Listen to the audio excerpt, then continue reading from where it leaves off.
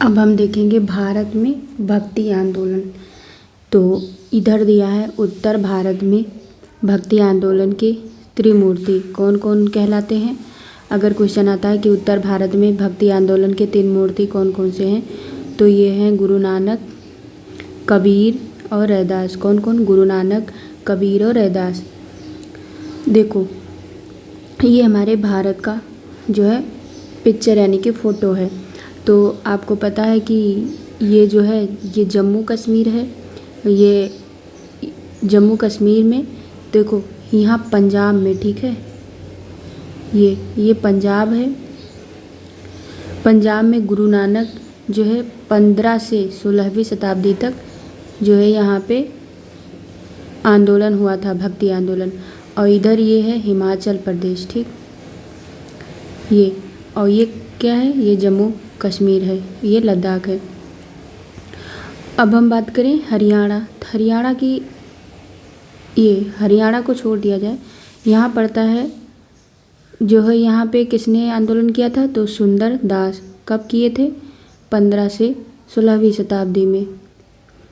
और दादू दयाल 16वीं शताब्दी में, मीरा बाई 16वीं शताब्दी में, सूरदास जो थे वो उत्तर प्रदेश में 16 से 17वीं शताब्दी में इनका आंदोलन था।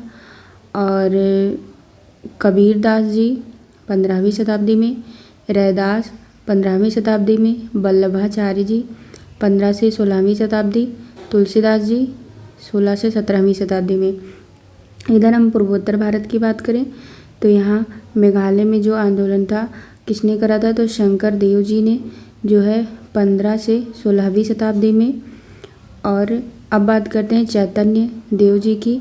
इन्होंने जो है 15 से 16वीं शताब्दी में पश्चिम बंगाल में आंदोलन किया था। फिर आगे हम बात करें गुजरात में नरसिंह मेहता जी ने किया था 15वीं शताब्दी में। अब इसके बाद में महाराष्ट्र की बात करें, यहाँ से लेके पूरा ये महाराष्ट्र है, ठीक। महाराष्ट्र में एकनाथ जी ने किया था 16वीं शताब्दी में। फिर बात करें जड़ेश्वर जी ने किया था 13वीं शताब्दी में। तुकाराम जी ने करा था 16वीं शताब्दी में आंदोलन। और ज्ञानदेव जी ने करा था 12वीं शताब्दी में। और रामदास जी ने 17वीं शताब्दी में किया था। तो ये देखो महाराष्ट्र के भक्ति आंदोलन, जो भक्ति संत थे उनके आंदोलनों का जो कालानुक्रम है उसको जैसे देखें, नामदेव जो है ये 1270 से 1350 ईस्वी तक इनका कालक्रम था। बात करें अगला नामदेव की, तो इनका जो था 12 से 71 से 1296 ईस्वी। फिर एकनाथ की बात करें तो 1553 से 1599 ईस्वी। तुकाराम की बात करें तो ये 1598 से 1650 ईस्वी। फिर बात करें रामदास की तो 1608 से 1681 ईस्वी। अगला है नामदेव, तो ये 15 से 14वीं शताब्दी। फिर आगे अगर हम यहाँ देखें कर्नाटक में माध्वाचार्य 11 से 12वीं शताब्दी। फिर हम आगे देखते हैं केरल की बात करें, केरल में एक मणिक वाचगर ने 16वीं शताब्दी में, 9वीं शताब्दी में माणिक वाचगर ने जो है एक संत थे, उन्होंने आंदोलन किया था। और शंकराचार्य जी ने किया था 11 से 12वीं शताब्दी में। और एक लोग थे, एक संत जी थे नम्मालवार, ये भी 9वीं शताब्दी में जो है आंदोलन किए थे। फिर आ जाते हैं तमिलनाडु में। तमिलनाडु की बात करें तो यहाँ पे जो है निम्बकार, कौन है ये? निम्बार्कचार्य, ये जो है 12वीं शताब्दी में किए थे। फिर हम ऊपर चलते हैं, ऊपर पड़ता है आंध्र प्रदेश। आंध्र प्रदेश में भी कई सारे संत जी ने जो है आंदोलन किए थे, जैसे वशवन्ना 12वीं शताब्दी में किए थे। रामानुजाचार्य 10 से 11वीं शताब्दी में किए थे। और पुरंदरदास ने 15 से 16वीं शताब्दी में किए थे। तो ये थे हमारे कुछ इम्पोर्टेंट जो संत थे, उन्होंने आंदोलन। अब हम देखेंगे इधर प्रमुख मत एवं उनके प्रवर्तक। अगर हम देखें अद्वैतवाद के प्रवर्तक कौन थे, तो शंकराचार्य जी थे। विशिष्टाद्वैतवाद के जो जनक थे या प्रवर्तक थे वो थे रामानुजाचार्य। द्वैतवाद के निम्बार्काचार्य थे। शुद्धाद्वैतवाद के वल्लभाचार्य थे और द्वैतवाद के माधवाचार्य प्रवर्तक थे। फिर छठवें नंबर पे भेदवाद, इसके जो प्रवर्तक थे वो थे भास्कराचार्य। शैव विशिष्टाद्वैत, इसके जो प्रवर्तक थे श्रीकंठ थे। फिर है अचिंत्य भेदवाद, इसके जो प्रवर्तक थे वो थे बलदेव। अगला है वीर शैव विशिष्टाद्वैत, इसके जो मतलब प्रवर्तक थे श्रीपति जी थे। अगला है अविभागद्वैत, इसके जो प्रवर्तक थे विज्ञान भिक्षु थे। अब हम देखेंगे प्रमुख संत व उनके संप्रदाय। रामानुजाचार्य जी जो थे वो श्री संप्रदाय से रिलेटेड थे। मध्वाचार्य जो थे वो ब्रह्म संप्रदाय से संबंधित थे। वल्लभाचार्य जी रुद्र संप्रदाय से संबंधित थे। संत लाल पंथ से संबंधित थे। गोविंद प्रभु ये महानुभाव पंथ से संबंधित थे। एकनाथ तुकाराम व ज्ञानदेव ये वरकरी संप्रदाय से संबंधित थे। रामदास बोध जो थे वो धरकरी संप्रदाय से संबंधित थे। अगले हैं मध्वाचार्य, ये हरियाली संप्रदाय से थे। शंकरदेव महापुरुषीय संप्रदाय से रिलेटेड थे। निम्बार्क सनक संप्रदाय। स्वामी हरिदास सुखी संप्रदाय से थे। जगजीवन साहब ये सतनामी संप्रदाय से थे। चंडीदास बाउल संप्रदाय से थे। पुरंदरदास ये दासकूट संप्रदाय से रिलेटेड थे। अगले हैं नित्यानंद गोस्वामी जी, ये चैतन्य पंथ संप्रदाय से थे। गुरु नानक जी सिख संप्रदाय से थे। दादू दयाल ये दादू पंथ व निपच संप्रदाय से थे। हित हरिवंश ये राधा वल्लभ संप्रदाय से थे। रामानंद की बात करें तो ये रामवत संप्रदाय से थे। श्रीचंद्र कौन है, श्रीचंद जो है गुरु नानक जी के पुत्र थे, वो जो है उदासी संप्रदाय से थे। फिर अगले हैं जो है जाम्बोजी महाराज, ये बिश्नोई संप्रदाय से थे। निरंजन ये थे निरंजनी संप्रदाय से रिलेटेड थे। अब हम देखेंगे दक्षिण भारत में भक्ति आंदोलन।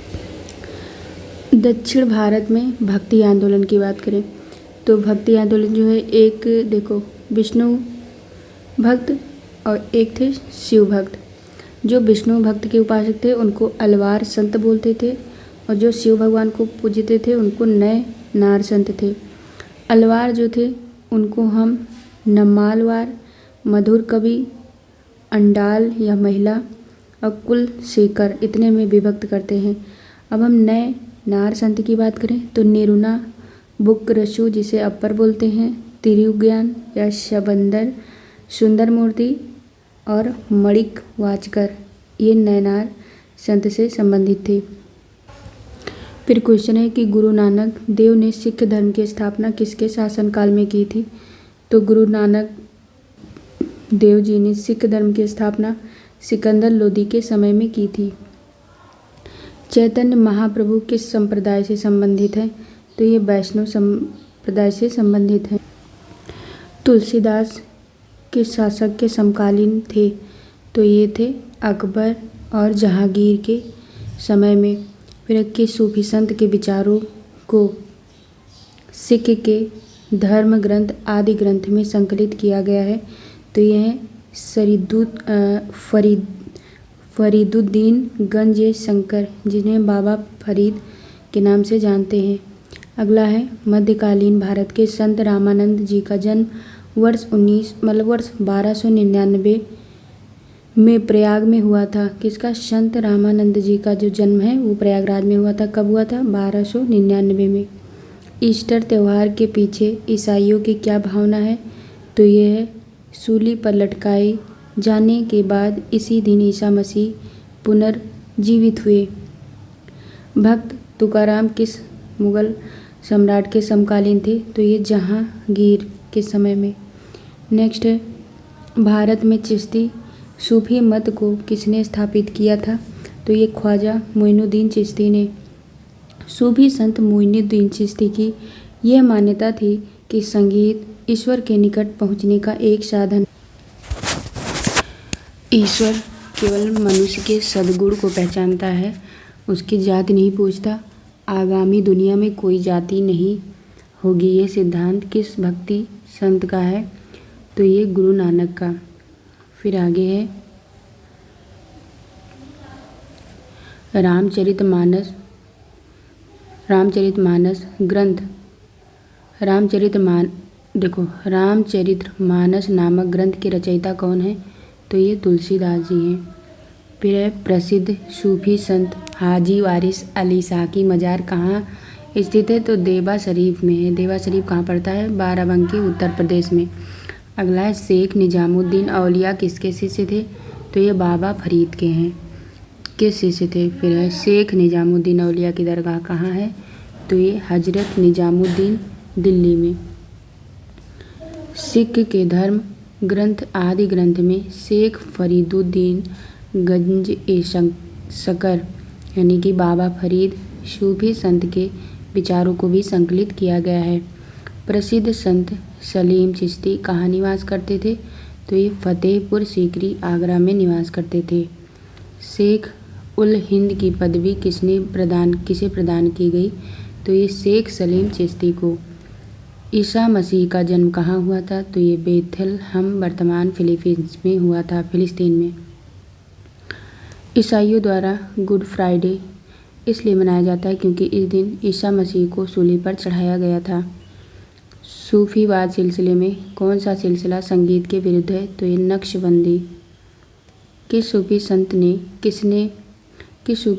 किसने श्री कृष्ण को औलिया के रूप में माना था? तो शाह मोहम्मद गौस ने। 12 मासा के रचयिता कौन है? तो मलिक मोहम्मद जायसी। दारा शिकोह द्वारा लिखित सिर-ए-अकबर शीर्षक के अंतर्गत उपनिषदों का फारसी में अनुवाद किया गया। कृष्ण जीवन परक प्रेम वाटिका काव्य की रचना किसने की थी? तो ये रसखान जी ने। निजामुद्दीन औलिया ने भेंट करने से किस सुल्तान से इनकार कर दिया था? तो ये अलाउद्दीन खिलजी। आदि शंकराचार्य द्वारा स्थापित 4 पीठ, तो ये हो जाएगा श्रृंगेरी पीठ, शिव भगवान को समर्पित है, ये मैसूर कर्नाटक में पड़ता है। फिर एक गोवर्धन पीठ, ये बलभद्र व सुभद्रा से रिलेटेड है, ये पूरी जो है उड़ीसा में पड़ता है। फिर है शारदा पीठ, ये कृष्ण भगवान से रिलेटेड है, ये जो है द्वारिका गुजरात में पड़ता है। और ज्योतिष पीठ विष्णु जी को समर्पित है, ये बद्रीनाथ उत्तराखंड में पड़ता है। अब हम बात करें सनकादि संप्रदाय के वैष्णव संत निम्बारकाचार्य ने द्वैतवाद का प्रतिपादन किया था। अब हम आगे देखते हैं मुगल वंश। मुगल वंश का टाइम पीरियड काल है 1526 से लेके 1857। अगर हम देखें वैसे तो 1526 से लेके और 1707 जब औरंगजेब की मृत्यु होती है वहाँ तक मध्यकालीन माना जाता है।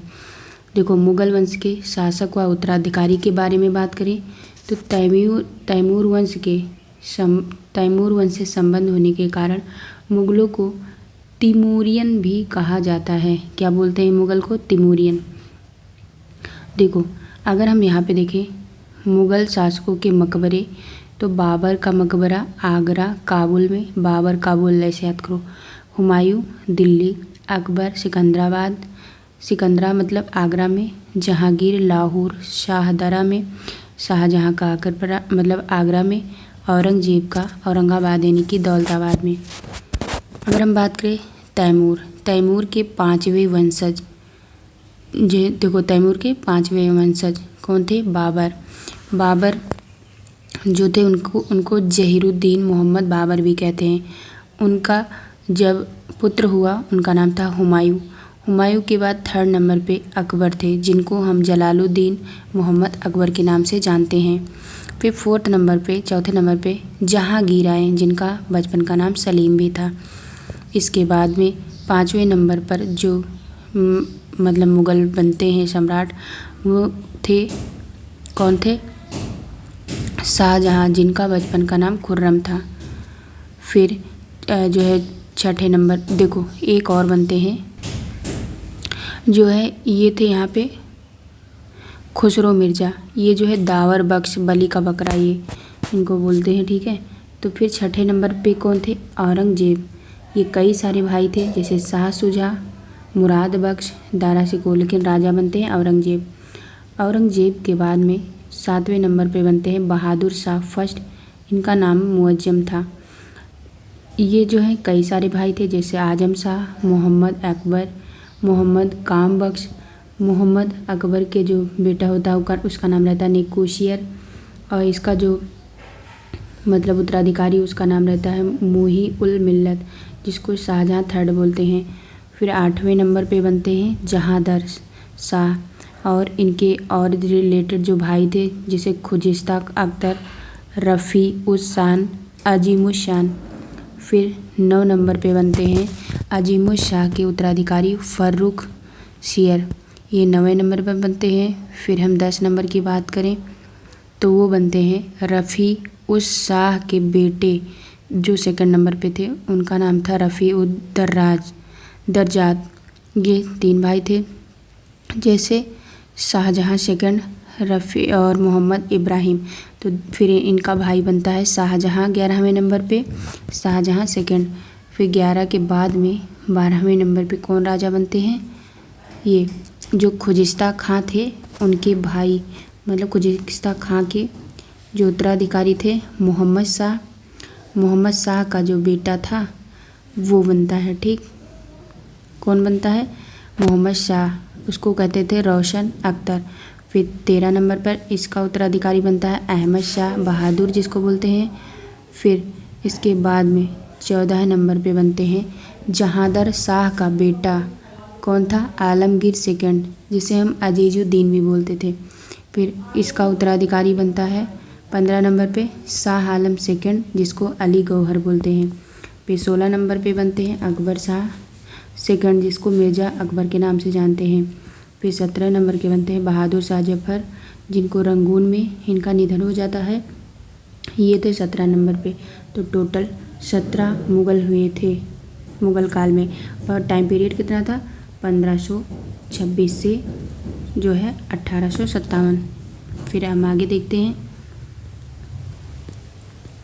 एक सेकंड और इधर देख लीजिए। जो है देखिए, अगर बात करें मध्यकालीन भारत के मुग़ल शासक मूलतः कौन थे, तो ये देखो मध्यकालीन भारत के जो मुग़ल शासक थे वो मूलतः कौन थे? चगताई तुर्क थे।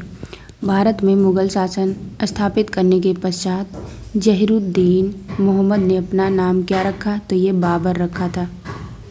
इधर बात करें, बाबर मूलतः कहाँ का निवासी था? तो ये फरगना वर्तमान में उज़्बेकिस्तान में पड़ता है। बाबर अपने पिता के पक्ष से तैमूर वंश तथा माता के पक्ष से चंगेज खां यानी मंगोल शासक के वंश का था। फिर हम आगे देखते हैं, तो खानवा युद्ध से दिल्ली आगरा क्षेत्र में बाबर की स्थिति सुदृढ़ हो गई। इसके पश्चात उसने मेदिनी राय पर आक्रमण किया। फिर हम आगे देखते हैं बाबर एवं हुमायूं के बारे में। तो देखो, भारत में मुग़ल साम्राज्य की स्थापना किसके द्वारा की गई? तो ये बाबर के द्वारा की गई। मध्यकालीन भारत में मुग़ल शासक वस्तुतः कौन थे? तो ये चगताई तुर्क थे।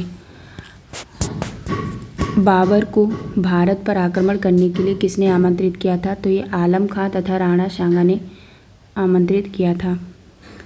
पानीपत का प्रथम युद्ध 21 अप्रैल 1526 को बाबर तथा इब्राहिम लोदी के बीच हुआ, जिसमें बाबर ने इब्राहिम लोदी को पराजित किया और भारत में मुग़ल साम्राज्य की नींव डाली। बाबर ने किस युद्ध में तुलुगुमा पद्धति का प्रयोग किया? तो ये पानीपत का प्रथम युद्ध में। सर्वप्रथम तोपों का प्रयोग किस युद्ध में किया गया? तो ये पानीपत के प्रथम युद्ध में। बाबर ने जिहाद का नारा किस युद्ध में दिया था? तो ये खानवा के युद्ध में। खानवा के युद्ध के विजय के पश्चात बाबर ने कौन सी उपाधि धारण की? तो गाजी, काफिरों को मारने वाला, जिसको काफी को मारने वाला, काफिरों को क्या बोलते हैं?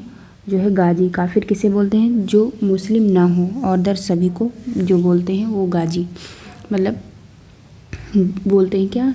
काफिर। हम लोग काफिर हैं, ठीक। बाबर ने तुर्की भाषा में तुजु के बाबरी, जिसको बाबरनामा कहते हैं, नामक आत्मकथा लिखी थी। फिर आगे है, बाबर ने अपनी आत्मकथा बाबरनामा में किस हिंदू राज्य का उल्लेख किया? तो मेवाड़, विजयनगर। फिर अगला है बाबरी मस्जिद का निर्माण किसने करवाया? तो मीर बाकी ने। किसने? मीर बाकी ने। फिर हम देखेंगे बाबर द्वारा लड़े गए प्रमुख युद्ध। पानीपत का प्रथम युद्ध 1526 ईस्वी में इब्राहिम लोदी के साथ हुआ था। फिर अगला है खानवा का युद्ध, ये 1527 में हुआ, ये राणा सांगा के टाइम पे हुआ था। नेक्स्ट है चंदेरी का युद्ध 1528 में हुआ, ये मेदिनी राय के साथ हुआ। फिर है घाघरा का युद्ध, ये 1529 ईस्वी में हुआ, महमूद लोदी के साथ में। देखो ऐसे याद करते हो, बाबर आया, ठीक है, पानी पिया, खाना खाया, चाय पिया और घर गया, ठीक। तो इसलिए आप याद कर सकते हैं। फिर हम आगे देखते हैं, जो है बाबर के आक्रमण के समय भारतीय राज्य, उस समय कौन से राज्य चल रहे थे? तो विजयनगर राज्य था, जिसके शासक थे कृष्णदेव राय। दिल्ली में किसका शासन था? तो ये इब्राहिम लोदी का। बंगाल में किसका शासन था? तो नुसरत शाह का। मेवाड़ में किसका शासन था? तो राणा सांगा का। फिर है बाबर को उसकी उदारता के कारण लोग उसे किस नाम से जानते थे? तो कलंदर। बाबरा के आगरा में किसने ज्यामितीय विधि से बाग लगवाया था, जिसे आराम बाग या नूरे अफगान के नाम से जाना जाता है? तो ये बाबर ने लगवाया था। हुमायूं ने चुनार दुर्ग पर प्रथम बार कब आक्रमण किया था? तो ये 1532 में। हुमायूं ने कालिंजर का अभियान किस वर्ष किया था? तो ये 1530 में। कौन सा मुगल शासक ज्योतिष में विश्वास करता था? तो हुमायूं। 26 जून 1539 को चौसा के युद्ध में हुमायूं को किसने पराजित किया? तो शेरशाह सूरी ने। अगला क्वेश्चन है, चौसा के युद्ध के दौरान निजाम नामक एक भिश्ती ने हुमायूं की जान बचाई थी, इसीलिए हुमायूं ने उसे आधे दिन के लिए बादशाह बनाया था।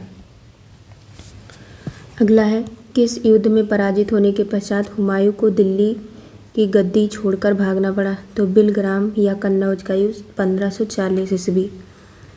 किस युद्ध में विजय के पश्चात हुमायूं दिल्ली का पुनः शासक बना? तो ये सरहिंद का विजय 1555 ईस्वी में।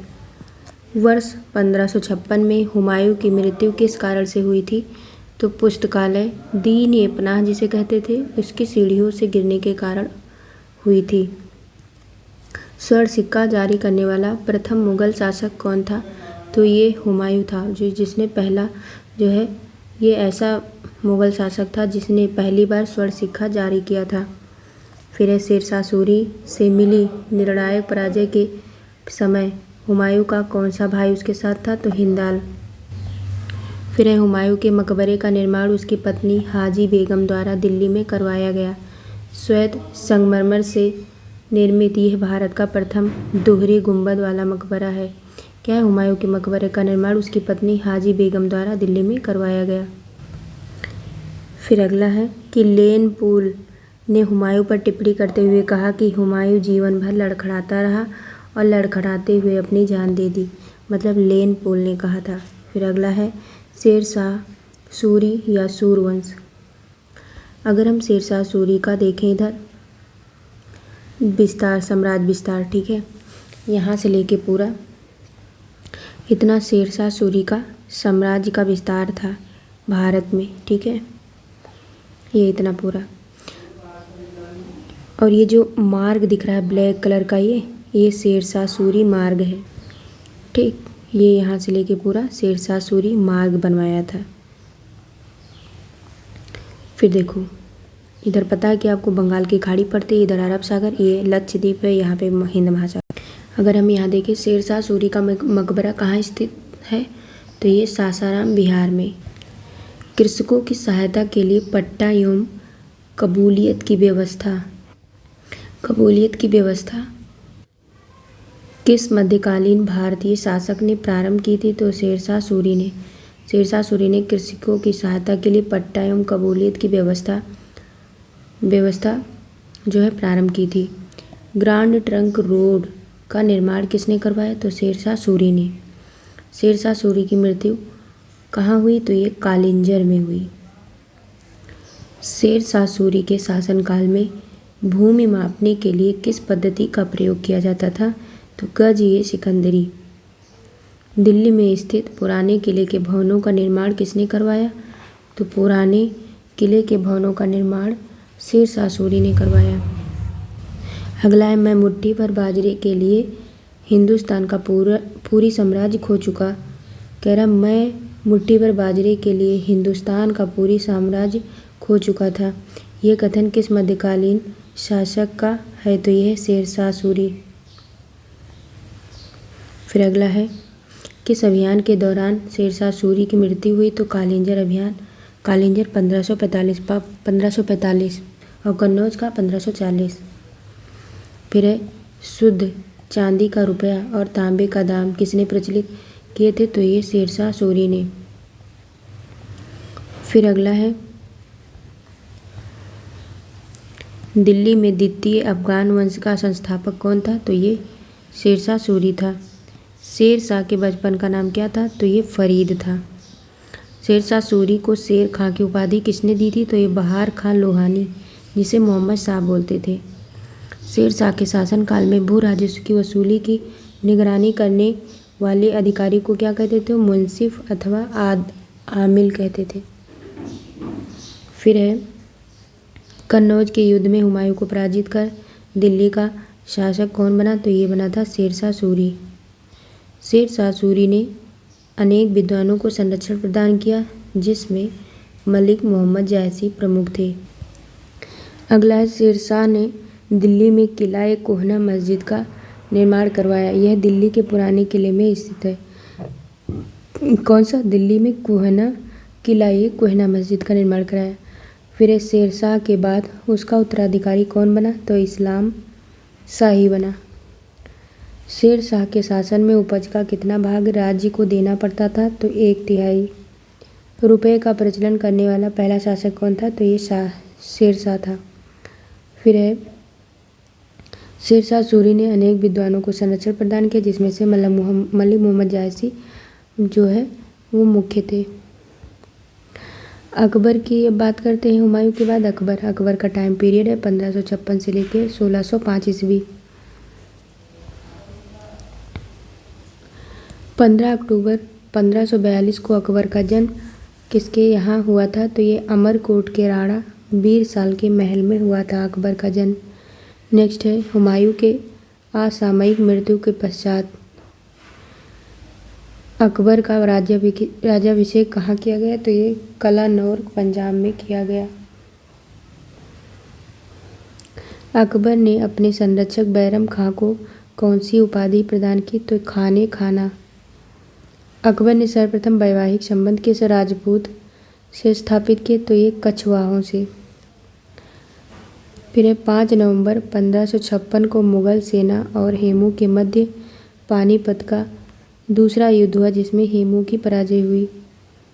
किस सूफी संत के दर्शन हेतु अकबर उसके दरबार अजमेर जाया करते थे, तो ये ख्वाजा मोइनुद्दीन चिश्ती।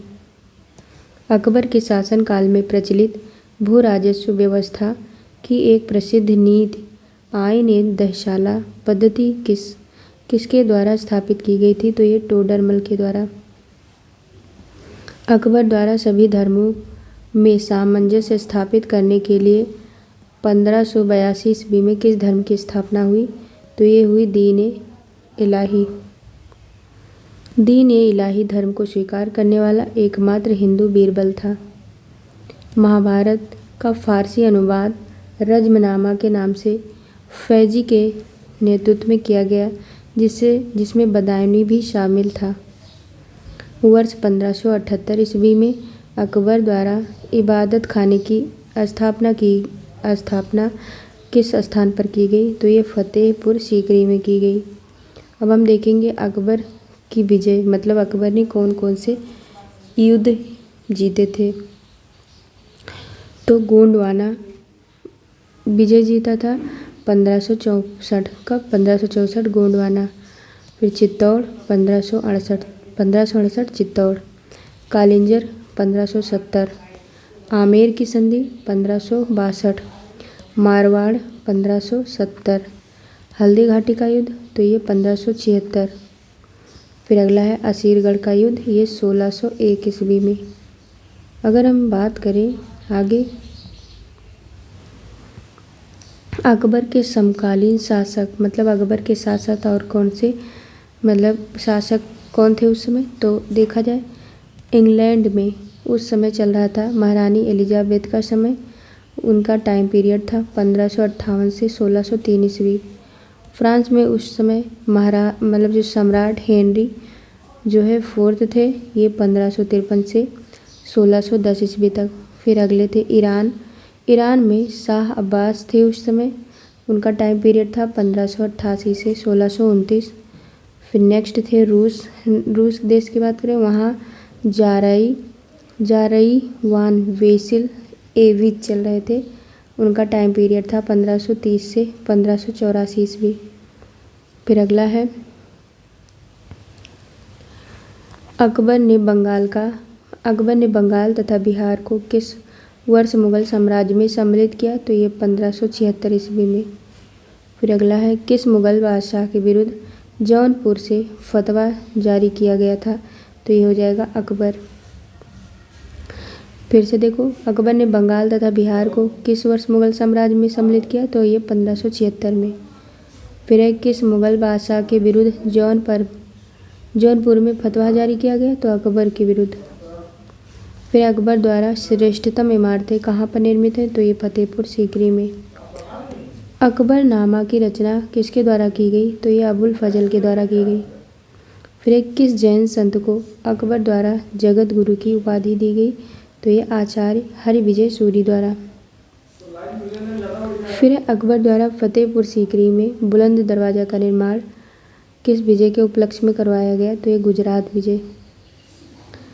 अमेरिका की खोज का उल्लेख किस मध्यकालीन भारतीय लेखक ने किया है? तो ये अबुल फजल ने। अकबर के दीन इलाही धर्म की मुख्य पुरोहित कौन था? तो ये अबुल फजल था। फिर अगला है अकबर के महत्वपूर्ण कार्य, तो इन्होंने दास प्रथा का अंत किया था 1562 ईस्वी में। अकबर को हरम दल से मुक्ति कब मिली थी? तो ये 1562 ईस्वी में। तीर्थ यात्रा कर समाप्त किया था कब? 1563 में।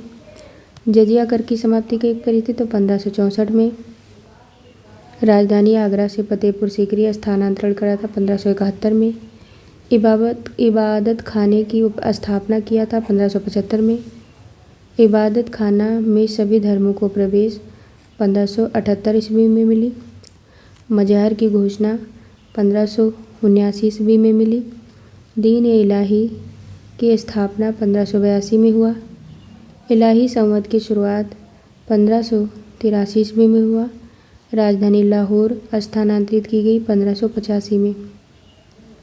अकबर के नवरत्नों में से एक तानसेन महान संगीतचार्य गुरु हरिदास के शिष्य थे।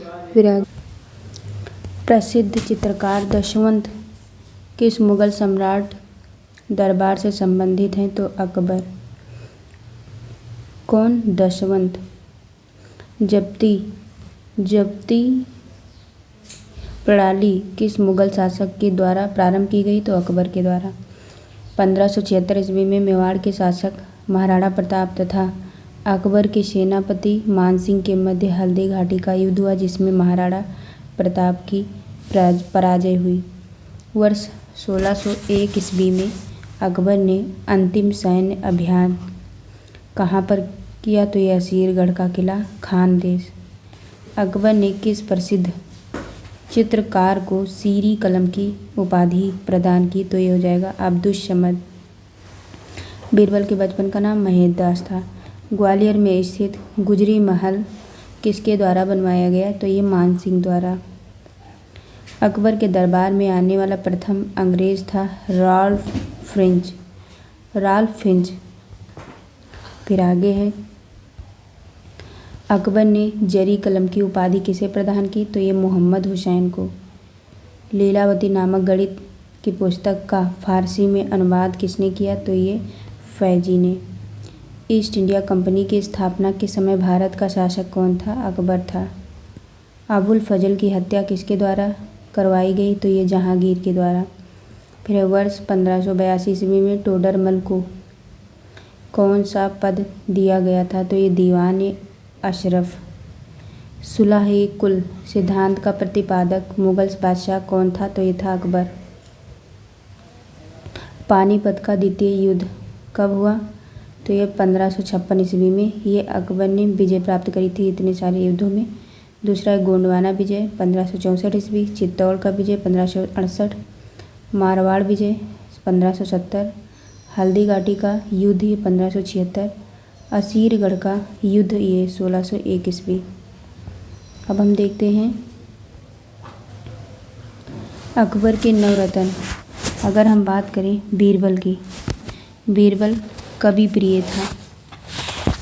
ये जो है नवरत्नों में सबसे बुद्धिमान माना जाता है। इनका जन्म है वो 1528 ईस्वी में कालपी में एक ब्राह्मण परिवार में हुआ था। अबुल फजल ये सूफी शेख मुबारक के पुत्र थे। इनका जन्म 1550 ईस्वी में हुआ था। इन्होंने अकबरनामा एवं आईने अकबरी जैसे महत्वपूर्ण ग्रंथों की रचना की थी। तानसेन इनका नाम था। रामतनु पांडे ये जो है मिर्ज़ा तानसेन का जन्म ग्वालियर में हुआ था। ये संगीत कला में अत्यधिक निपुण थे। तानसेन को संगीत सम्राट भी कहा जाता है। अकबर ने इन्हें कंठाभरण वाणी विलास की उपाधि से सम्मानित किया था। फिर है अब्दुल रहीम खान खाना, ये बैरम खां के पुत्र थे। इन्होंने तुर्की में लिखे बाबरनामा का फारसी में अनुवाद किया था। अकबर ने इन्हें खाना की उपाधि से सम्मानित किया। अगले हैं मानसिंह ये आमेर के राजा भारमल के पौत्र तथा भगवान दास के पुत्र थे। इन्होंने अकबर के साम्राज्य विस्तार में महत्वपूर्ण भूमिका निभाई। इनकी मृत्यु 1611 ईस्वी में हुई थी। फिर अगले हैं राजा टोडरमल। इनका जन्म अवध के जिला सीतापुर के लहरपुर तहसील में हुआ था। इनकी प्रसिद्धि का मुख्य कारण इनके द्वारा किए गए भूमि सुधार थे। दीवान अशरफ के पद पर रहकर इन्होंने भूमि सुधार की सफल योजना चलाई। फिर है फैजी, ये अब्दुल फजल के बड़े भाई थे। इन्होंने महाभारत व श्रीमद् भगवद गीता का फारसी अनुवाद किया था तथा अकबर नामक ग्रंथ की रचना की थी। अगले हैं फ़कीर अजीउद्दीन, ये अकबर के निजी हकीम या चिकित्सक व मित्र थे। अकबर ने प्रसन्न होकर उन्हें अपने नवरत्नों में शामिल कर दिया था। मुल्ला दो प्याजा, ये जो है अपनी बुद्धिमानी व वाक्पटुता के कारण ये नवरत्नों में शामिल किए गए। इनको खाने में दो प्याजा व्यंजन अत्यधिक पसंद होने के कारण इनका नाम अकबर ने मुल्ला दो प्याजा कर दिए। अकबर ने भारमल की पुत्री हरखा बाई तथा जोधा बाई से विवाह किया था, जिससे जहांगीर यानी कि सलीम का जन्म हुआ। फिर अगला है जहांगीर। इनका जो टाइम पीरियड काल है वो है 1605 ईस्वी से 1627 और शाहजहाँ जो है ये 1627 से 1658 ईस्वी। वर्ष 1605 ईस्वी में जहांगीर का राज्याभिषेक कहाँ किया गया? तो ये आगरा में किया गया। जहांगीर की पत्नी नूरजहाँ के बचपन का नाम क्या था? तो ये मेहरुनिसा था। जहांगीर से विवाह के पश्चात नूरजहाँ ने नूरजहाँ गुट का निर्माण किया। इस गुट के प्रमुख सदस्य थे शाहजादा खुर्रम, बाद में शाहजहाँ, अस्मत बेगम नूरजहाँ की माँ, एवं एतमाद-दौला या मिर्ज़ा गियास बेग नूरजहाँ का पिता एवं आसफ खां नूरजहाँ का भाई। इस गुट का प्रभाव 1627 ईस्वी तक रहा। मुगल चित्रकला किस शासक के काल में अपनी पराकाष्ठा पर पहुंची? तो ये जहांगीर के काल में। द्विअस्पा एवं सिंह अस्पा प्रथा किस शासक द्वारा प्रारंभ की गई? तो ये जहांगीर के समय। मुगलों एवं मेवाड़ के राणा के मध्य मुगलों एवं मेवाड़ के राणा के मध्य चित्तौड़ की संधि किस शासक के शासनकाल में हस्ताक्षरित हुई? तो ये जहांगीर के काल में। ईस्ट इंडिया कंपनी ने जहांगीर के दरबार में सबसे पहले किसे भेजा था? तो ये विलियम हॉकिंस। जहांगीर ने इंग्लिश खान की उपाधि से किस अंग्रेज को सम्मानित किया? तो विलियम हॉकिंस को। भारत में किस मुगल शासक का मकबरा स्थित नहीं है? तो ये बाबर का काबुल में है। जहांगीर जो है अफगानिस्तान की राजधानी एवं जहांगीर की लाहौर में है। जहांगीर के दरबार में पक्षियों का सबसे बड़ा चित्रकार कौन था? तो ये उस्ताद मंसूर था। मुगल बादशाहों में किसने अपनी आत्मकथा यानी कि ऑटोबायोग्राफी फारसी में लिखी? तो जहांगीर ने। खुसरो शहजादा द्वारा जहांगीर के विरुद्ध विद्रोह करने में सहायता देने के कारण जहांगीर के द्वारा सिख गुरु अर्जुन देव को फांसी दे दी थी। जहांगीर के शासनकाल में प्रमुख चित्रकार कौन थे? तो ये थे उस्ताद मंसूर एवं अबुल हसन। आगरा में एतमाद-दौला का मकबरा किसके द्वारा बनवाया गया? तो ये नूरजहाँ के द्वारा बनवाया गया। अगला है मरियम उज जमानी का मकबरा किसके द्वारा बनवाया गया? तो ये जहांगीर के द्वारा बनवाया गया। फिर है अगला है गुलाब से इत्र निकालने की विधि को किसके द्वारा विकसित किया गया? तो ये अशमत बेगम यानी कि नूरजहाँ की माँ को भेजा गया, मतलब नूरजहाँ की माँ ने बनाया था। फिर है किस मुगल सम्राट ने अपनी राजधानी आगरा से दिल्ली स्थानांतरित करी? तो शाहजहाँ ने। बलबन द्वारा प्रारंभ किया गया दरबारी रिवाज सिजदा एवं पैपोस किस मुगल बादशाह ने समाप्त कर दिया? तो ये शाहजहाँ ने समाप्त कर दिया। शाहजहाँ की पत्नी अर्जुमंद बानो बेगम को किस प्रचलित नाम से जाना जाता है? तो मुमताज़ महल। मुमताज़ महल की मृत्यु के पश्चात शाहजहाँ ने उनकी याद में आगरा में ताजमहल का निर्माण करवाया। ताजमहल का वास्तुकार था उस्ताद अहमद लाहौरी। मयूर सिंहासन जिसे कहते थे तख्त ए ताऊस का निर्माण किसके द्वारा करवाया गया? तो ये शाहजहाँ ने करवाया था। शाहजहाँ के काल को किस इतिहासकार ने मुगल शासन का स्वर्ण युग कहा है? तो A.L. श्रीवास्तव ने। अपनी सहिष्णुता तथा उदारता के कारण किसे लघु अकबर के नाम से जाना जाता है? तो ये दारा शिकोह शाहजहाँ के पुत्र को।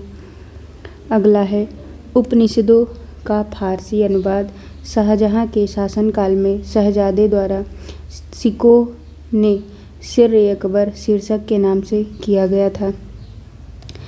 स्थापत्य कला का स्वर्णकाल किस मुगल शासक के शासनकाल को माना जाता है? तो ये शाहजहाँ। नेक्स्ट है हिंदू तथा ईरानी वास्तुकला का सर्वप्रथम समन्वय हमें किस इमारत देखने को मिलता है? क्या है? हिंदू तथा ईरानी वास्तुकला का सर्वप्रथम समन्वय हमें किस इमारत में देखने को मिलता है? तो ये ताजमहल में। फिर अगला है ईरान के शाह तथा मुगल शासकों के मध्य विवाद का मुख्य क्षेत्र क्या था? तो ये था कंधार। शाहजहाँ को कोहिनूर हीरा किसके द्वारा उपहार में दिया गया था? तो ये मीर जुमला। नेक्स्ट है दिल्ली में स्थित लाल किले का निर्माण किसके द्वारा करवाया गया था? तो ये था शाहजहाँ। फिर अगला है शाहजहाँ द्वारा शाह बुलंद इकबाल की उपाधि किसे प्रदान की गई थी? तो ये दारा शिकोह। नेक्स्ट है किस मुगल बादशाह ने शासक बनने के बाद 12 अध्यादेश जारी किया था? तो ये जहांगीर। फिर अगला है जहांगीर की आत्मकथा तुजू के जहांगीर नाम से प्रसिद्ध है, जिसे पूर्ण करने का श्रेय मौतगढ़ खां को दिया जाता है। अगला है औरंगजेब 16 से 58 से लेकर 1707 ईस्वी तक इनका टाइम पीरियड था। फिर हम आगे देखते हैं, शासक बनने से पूर्व औरंगजेब कहाँ का सूबेदार था? तो ये दक्कन का सूबेदार था। वर्ष 1658 ईस्वी में सामूगढ़ का युद्ध किनके मध्य हुआ था? तो ये औरंगजेब तथा दारा शिकोह के मध्य हुआ था। फिर मुगल सेना में सर्वाधिक हिंदू सेनापति किस बादशाह के शासनकाल में अंतर्गत थे? तो ये औरंगजेब। नेक्स्ट है 1707 ईस्वी में औरंगजेब की मृत्यु होने के पश्चात कौन सा सम्राट बना? तो ये था बहादुर शाह प्रथम। नेक्स्ट है ईस्ट इंडिया कंपनी के किस अंग्रेज गवर्नर को औरंगजेब द्वारा भारत से निष्कासित किया गया था? तो यह जाएगा सर जॉन चाइल्ड। नेक्स्ट है बीबी के मकबरे का निर्माण किसने करवाया था? तो ये औरंगजेब ने। फिर है किस मुगल शहजादे ने श्रीनगर यानी कि गढ़वाल राज्य में आश्रय लिया था? तो यह जाएगा सुलेमान सिकोह। नेक्स्ट है किस मुगल बादशाह को जिंदा पीर कहा जाता था? तो ये औरंगजेब को। अगला है औरंगजेब ने बीजापुर की विजय किस वर्ष की थी? तो ये 1686 ईस्वी में। नेक्स्ट है 1665 ईस्वी में शिवाजी ने किस मुगल सेनापति के साथ पुरंदर संधि पर हस्ताक्षर किए थे? तो ये हो जाएगा जय सिंह। अगला है मुगल कालीन भू राजस्व प्रणाली। खेत बटाई, ये खेत में ही अनाज का बंटवारा। लंक बटाई, तो अनाज को खलिहान में लाकर बिना भूसा निकाले बटाई। फिर रास बटाई, अनाज से भूसा निकालकर बटाई। अगला है इधर देखते हैं शासक और वजीर और वकील। तो बाबर में वजीर और वकील कौन था? तो ये थे मेहंदी ख्वाजा। हुमायूं के टाइम में निजामुद्दीन अहमद व हिंदू बेग थे। अकबर के टाइम में बैरम खां सर्वाधिक शक्तिशाली भी था। और जहांगीर के टाइम यह पद रिक्त था। शाहजहां के समय यह पद समाप्त हो गया। अगला है जजिया कर किस मुगल शासक के काल में पुनः लगाया गया? तो ये औरंगजेब। अकबर ने इसे हटा दिया था। फिर है औरंगजेब ने जोधपुर के शासक जसवंत सिंह की 1658 ईस्वी में धर्मत के युद्ध में पराजित किया।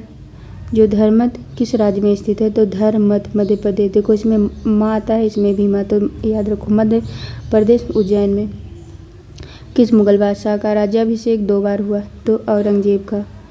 फिर है औरंगजेब द्वारा चलाए गए जिहाद का अर्थ क्या है? तो यह है दारुल इस्लामी। नेक्स्ट है औरंगजेब के काल में बुंदेला सरदार छत्रसाल ने विद्रोह किया था। इसके काल में सतनामी विद्रोह हुआ। किस मकबरे को द्वितीय ताजमहल कहा जाता है? तो राबिया उद दौरानी का मकबरा। औरंगजेब ने रबिया उद दौरानी का मकबरा यानी कि बीबी का मकबरा औरंगाबाद महाराष्ट्र में बनवाया। इसे ताजमहल की फूहड़ नकल भी कहा जाता है। दिल्ली के लाल किले में स्थित मोती मस्जिद का निर्माण किसने करवाया? तो औरंगजेब ने। औरंगजेब ने दक्षिण में किन 2 राज्यों को विजित किया था? तो बीजापुर और गोलकुंडा। किस मुगल बादशाह को उसकी प्रजा शाही वेश में एक फ़कीर कहती थी? तो ये हो जाएगा औरंगजेब। अगला है मुगल कालीन सूबों की संख्या। शासक का नाम इधर है अकबर। अकबर में सूबों की संख्या थी 12 सूबे आईन अकबरी में वर्णित है। 12 + 3 = 15। और नए जुड़े सूबे 3 थे, बरार, खानदेश एवं अहमदनगर। जहांगीर के समय में टोटल सूबे 15 थे। कांगड़ा को जीतकर लाहौर सूबे में मिलवाया था। फिर शाहजहां के समय में 18 सूबे थे और 3 सूबे नए जुड़े थे, कश्मीर, ठट्टा और उड़ीसा। अगला औरंगजेब के समय में सूबों की संख्या 20 थी या तो 21। 2 नए जुड़े थे, कौन कौन? बीजापुर जो है 1686 ईस्वी में और गोलकुंडा 1687 ईस्वी में। औरंगजेब ने हिंदू त्योहारों को सार्वजनिक रूप से मनाए जाने पर तथा सार्वजनिक नृत्य व संगीत पर प्रतिबंध लगा दिया था। फिर हम आगे देखते हैं मुगल कालीन प्रशासन। इसमें अगर हम देखें, एक सेकंड, किस शासक ने राम सीता की आकृतियों आकृतियाँ वाले राम्स या देवनागरी लेख से युक्त सिक्के चलवाए तो अकबर ने चलवाए थे। फिर है मुग़ल शासन में प्रचलित तांबे का सिक्का क्या कहलाता था, तो ये दाम कहलाता था। अगला है मुग़ल प्रशासन के अंतर्गत ज़िले को किस नाम से जाना जाता था, तो ये सरकार। अगला है मध्यकाल में बटाई शब्द का अर्थ क्या होता था, तो लगान निर्धारण की विधि। विद्वानों को दी जाने वाली राजस्व मुक्त अनुदान भूमि को मुग़ल प्रशासन में मदद-ए-माश शब्द से इंगित किया जाता था। अगला है दिल्ली का वो शिक्षा केंद्र जो मदरसा-ए-बेगम कहलाता था किसके द्वारा स्थापित किया गया, तो ये महामनगा द्वारा।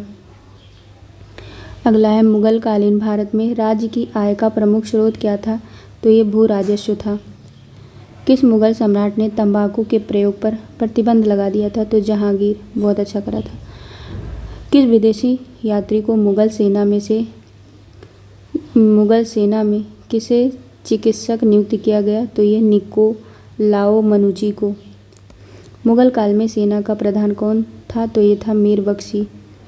फिर हम आगे देखते हैं मनसबदारी प्रथा क्या होती है। इसके संस्थापक थे अकबर और इसका प्रारंभ हुआ था 1575। 5-6 बार बोल लीजिए। मनसबदारी 1575, मनसबदारी 1575 अकबर द्वारा। इसका अर्थ होता था मनसबदारी पद या श्रेणी। इसका उद्देश्य था प्रशासन का संचालन करना। नेक्स्ट है अकबर की मनसबदारी व्यवस्था किस पर आधारित थी, तो ये मंगोलों की दशमलव पद्धति पर। नेक्स्ट है मुग़ल काल में राज्य अधिकारों को क्या कह रहा है, मुग़ल काल में राज्य अधिकारियों को वेतन के रूप में जो भू राजस्व आवंटित किया जाता था उसे क्या कहा जाता था, तो उसे जागीर कहते थे। अगला है मनसबदारी के संदर्भ में दुअस्पा जिनके पास 2 घोड़े तथा सिंहस्पा जिनके पास 3 घोड़े, अथवा कह रहा है कि मनसबदारी संदर्भ में दुअस्पा मतलब 2 घोड़े तथा सिंहस्पा मतलब 3 घोड़े व्यवस्था को लागू करने वाला मुग़ल शासक कौन था, तो जहांगीर। अकबर कालीन फतेहपुर सीकरी के भवनों में सर्वाधिक विशाल कौन सी इमारत है, तो ये है जोधाबाई का महल। फिर आगे है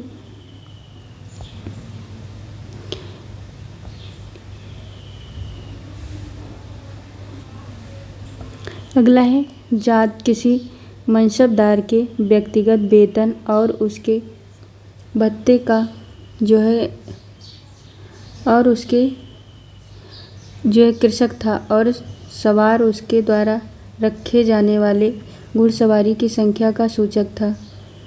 फिर अगला है मुग़ल कालीन उच्च अधिकारी दीवान ए ईसा, ये जो है सुल्तान के आदेश को लिखने एवं डाक संबंधी कार्य करता था।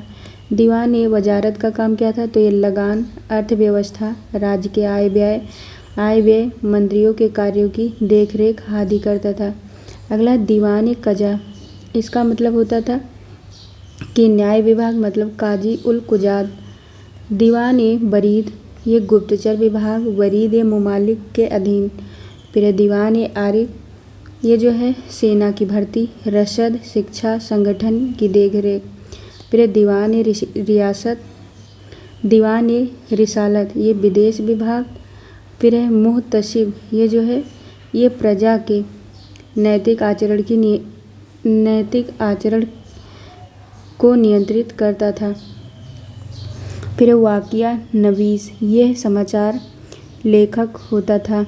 अगला खुफिया नवीस, यह गुप्त पत्र लेखक होते थे। फिर अगला है दरोगा ये डाक, ये गुप्तचर विभाग का प्रमुख होता था। इसके अतिरिक्त यह पत्र व्यवहार का प्रभारी होता था।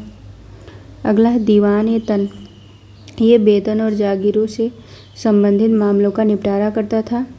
अगला है मीर आतिश, ये शाही तोपखाने का प्रधान होता था। मीर ये बहर, ये जल सेना का प्रधान होता था। हर कारा की बात करें तो ये जासूस व संदेहवाहक दोनों होते थे। फिर है बितिकची, अकबर ने अपने शासनकाल के 19वें वर्ष दरबार की सभी घटनाओं व खबरों को लिखने हेतु इनकी नियुक्ति की थी। अगला है मुशर्रिफ, यह राज्य की आय व्यय का लेखा जोखा करता था। नाजिर, ये बयूतात यह शाही कारखानों का अधीक्षक होता था। अगर हम बात करें मुग़ल मिश्रित सैनिक टुकड़ियों में ईरानी, तुरानी, मुग़ल, भारतीय, अफ़गान व मुसलमान समान संख्या में रखने की व्यवस्था थी।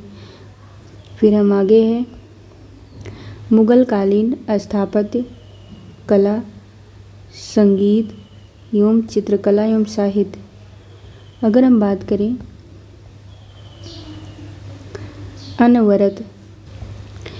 अनवरत सुहेली अनवर ए सुहेली नामक ग्रंथ किस भारतीय ग्रंथ का अनुवाद है? तो ये पंचतंत्र। क्या अनवर ए सुहेली? फिर है मुग़ल काल में प्रचलित राजभाषा कौन सी है? तो ये फ़ारसी। फिर है औरंगजेब कौन सा वाद्य यंत्र बजाने में कुशल था? तो ये वीणा।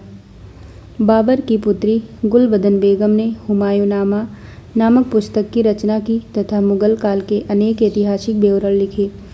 नेक्स्ट है उत्तरी भारत में किसको आधुनिक संगीत का अग्रदूत कहा जाता है? तो ये मोहम्मद रिज़ा खां को। नेक्स्ट है दास्तान-ए अमीर हमजा का चित्रांकन किसके द्वारा किया गया? तो ये अब्दुस समद द्वारा। फिर अगला है मुल्ला गजाली मस्दी ये शासक थे। ये किसके काल में जो है राजकवि थे? तो ये अकबर के टाइम पे थे। तालिब अमूली जहांगीर के समय में रहते थे।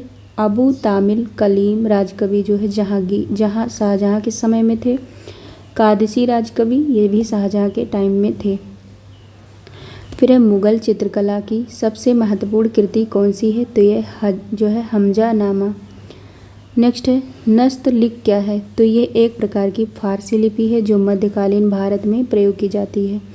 नेक्स्ट है मुग़ल शैली चित्रकला का प्रारंभ किस शासक के समय हुआ? तो ये हुमायूं के समय में हुआ था। अगला है मुग़ल काल में जिस मदरसे ने मुस्लिम न्यायशास्त्र की पढ़ाई में जो है विशिष्टता प्राप्त की वो कहाँ स्थित था? तो ये लखनऊ में। शाहजहाँ के शासनकाल में मस्जिद निर्माण कला अपनी पराकाष्ठा पर पहुंच गई थी। इसके दो उत्कृष्ट उदाहरणों में से पहली आगरा के किले की मोती मस्जिद जो ताजमहल की तरह संगमरमर की बनी हुई है। दूसरी लाल बलुआ पत्थर से बनी दिल्ली की जामा मस्जिद जिसमें विशालकाय दरवाज़ा, ऊंची पतली मीनारें और अनेक गुंबद इस मस्जिद की मुख्य विशेषताएं हैं। फिर है मुग़ल काल का एकमात्र गुंबद विहीन मकबरा कौन सा है? तो यह है अकबर का मकबरा। अगर हम आगे बात करें इम्पोर्टेंट कि मुग़ल कालीन स्थापत्य के प्रमुख उदाहरण जैसे शेर शाह का मकबरा ये जो है सासाराम बिहार में है और शासक कौन? शेर शाह। फिर हुमायूं का मकबरा दिल्ली में है, शासक हाजीराम। फिर अगला है जहांगीर का मकबरा ये जो है फतेहपुर सीकरी में है। फिर अगला है जहांगीर महल ये आगरा में है, अकबर शासक। फिर अकबरी महल ये आगरा में है, अकबर शासक। आगरा का किला आगरा में है, शासक अकबर। दीवान ए आम ये फतेहपुर सीकरी में है, शासक अकबर थे।